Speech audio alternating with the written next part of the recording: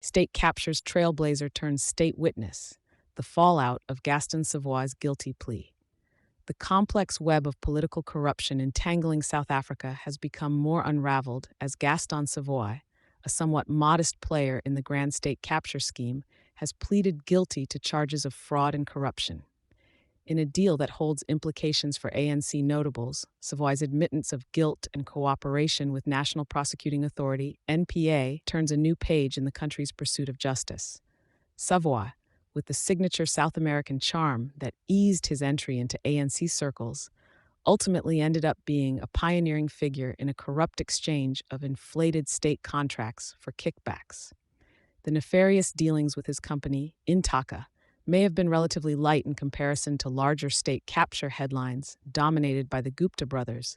Nevertheless, his legal maneuverings and the damage to the NPA have mirrored those seen in the trial strategies of former President Jacob Zuma.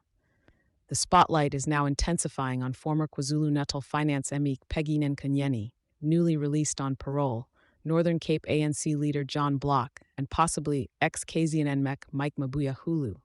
Savoy's recent court appearances, coupled with his plea agreement, hint at unsettled storms on the horizon for these political figures, with charges spanning fraud, corruption, and money laundering potentially being revisited.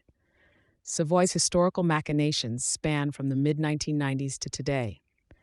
As an Uruguayan entrepreneur, he strategically nurtured bonds with influential politicians and business tycoons, ultimately securing outsized profits from overpriced municipal contracts for water and health systems. The consequences of these activities were far-reaching, diverting critical resources from poverty alleviation funds without due diligence and accountability. Savoy's admission of guilt is now shedding light on the breadth and depth of ANC operatives involved.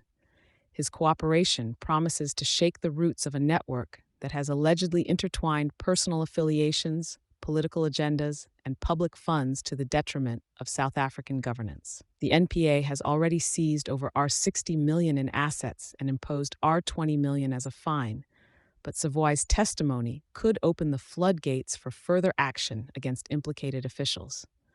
With both the KZN and the Northern Cape NPA spokespersons underscoring their continued efforts in accountability, it appears Savoy's singing may crescendo into a broader chorus seeking justice. Observers eagerly await to see the impact of the judicial wheels set into motion by Savoy's plea. Will the NPA be emboldened enough to climb the ANC hierarchy in its crusade against criminality, or will certain figures manage to evade the law? Only time and perhaps the tenacity of the NPA's pursuit will tell. Thank you for choosing Satori News.